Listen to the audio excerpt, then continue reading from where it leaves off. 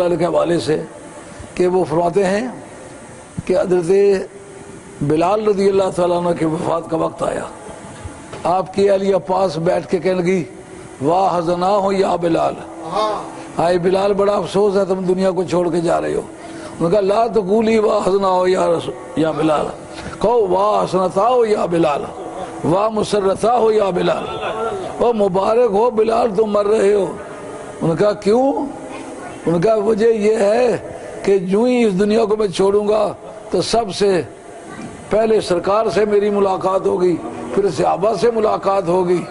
دل نہ کیوں ہو مضطرب موت کے انتظار میں، سنتا ہوں مجھ کو دیکھنے آئیں گے وہ مزار میں۔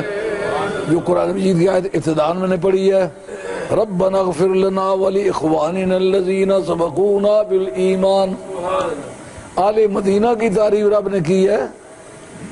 وہ کہتے ہیں کہ مولا کریم تو ہمیں بھی بخش اور ان کو بھی بخش دے جو ہمارے بھائی تھے، ایمان کے ساتھ دنیا سے رخصت ہوئے۔ مجھ سے اکثر دوست پوچھتے ہیں جب آپ دعا مانگتے ہیں کہتے جو صحیح العقیدہ گزرے ہیں ان کو ثواب ایصال فرما، کہتے سارے مسلمانوں کے لیے کیوں نہیں مانگتے؟ میں نے کہا جس کا عقیدہ صحیح نہ ہو مسلمان نہیں ہوتا، یہ آل مدینہ کا مزاج ہے۔ مولا کریم ان کو بخش جن کا عقیدہ صحیح تھا۔ سبقونا بالایمان، ایمان عقیدہ صحیحہ کا نام ہے، عقیدہ صحیحہ کا دوسرا نام ایمان ہے۔ تو اس سے پتہ چلا کہ رب نے ان کی تعریف جبھی کی ہے جب ان کا کام ٹھیک تھا، اگر کام قابل اعتراض ہوتا تو رب ان کو منع کرتا۔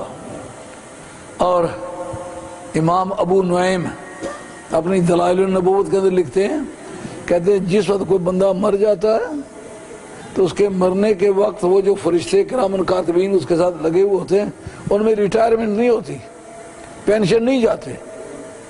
وہ کہتے ہیں کیا کریں اب؟ کہا ایک پائنتی کی طرف کھڑا ہو جائے، ایک سرانے کی طرف کھڑا ہو جائے، ایک کہے سبحان اللہ، دوسرا کہے الحمدللہ، ایک کہے لا الہ الا اللہ، دوسرا کہے محمد رسول اللہ۔ اس طرح خدا کی تسبیح، تعلیل، تحمید، یہ اللہ تعالیٰ کے صفات کے کلمات پڑھو، اور جب پڑھ چکو اس کو اس میت کے نام اعمال میں درج کرو جس کی قبر پہ کھڑے ہو۔ وہ عقیدہ کدھر کیا کہ لیس للانسان الا ما سعی، یہ آیت ہے مگر منسوخ ہے۔ ملا عبد الرحمن دمشقی نے رسالہ ناسخ و منسوخ میں بھی اس کا ذکر کیا ہے، اور حضرت قاضی ثناء اللہ صاحب پانی پتی جن کا سن وفات 1225 ہے، شاہ ولی اللہ صاحب محدث دہلوی کے شاگرد ہیں، اور حضرت مرزا مظہر جان جانا رحمۃ اللہ کے خلیفہ مجاز ہیں، انہوں نے اپنی کتاب کے اندر لیس للانسان الا ما سعی کے تحت لکھا ہے، کہتے ہیں یہ آیت جو ہے یہ منسوخ ہے۔ اور کس سے منسوخ ہے؟ کہا سورہ طور کی آیت نمبر 21 سے منسوخ ہے۔ وہ کون سی آیت ہے؟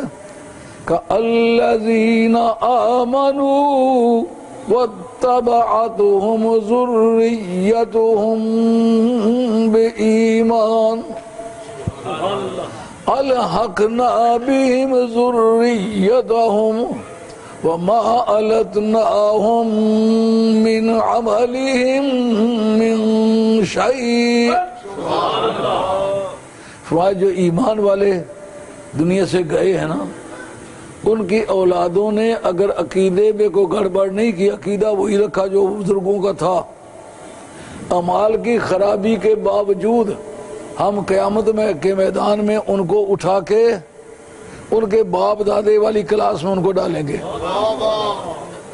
غوث پاک کی اولاد کو غوث پاک کے ساتھ چھوڑیں گے، خاتون جنت کی اولاد کو خاتون جنت کے ساتھ چھوڑیں گے، نبی کریم علیہ السلام کی اولاد کو سرکار دو عالم السلام کے ساتھ چھوڑیں گے، خواجہ غریب نواز سلطان ہند سرکار کی اولاد کو ان کے ساتھ چھوڑیں گے، امام ربانی مجدد رسانی شیخ احمد سرندی کو اگر ان کے اولاد کا بھی عقیدہ وہی ہے تو ان کے ساتھ چھوڑیں گے، لیکن جن کے ساتھ چھوڑیں گے ان کے اعمال میں سے کٹوتی کچھ نہیں کریں گے۔